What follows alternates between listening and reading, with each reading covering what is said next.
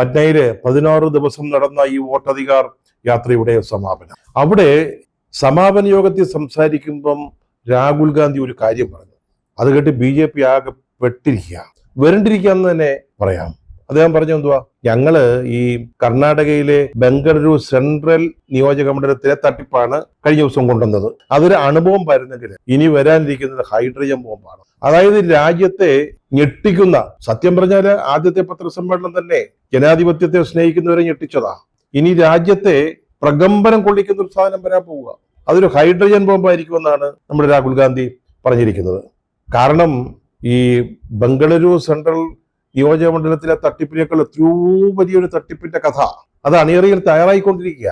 രാഹുൽ ഗാന്ധിയുടെ ടീം അതേപ്പറ്റി അന്വേഷണം നടത്തി അതിന്റെ അവസാന രൂപം തയ്യാറാക്കിക്കൊണ്ടിരിക്കുക.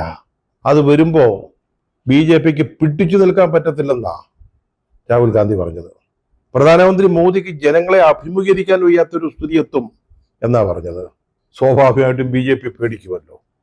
കാരണം അവര് 2024 തെരഞ്ഞെടുപ്പില് വോട്ട് മോഷ്ടിച്ചാണ് ജയിച്ചതെന്നാണല്ലോ രാഹുൽ ഗാന്ധി സമർത്ഥിക്കുന്നത്.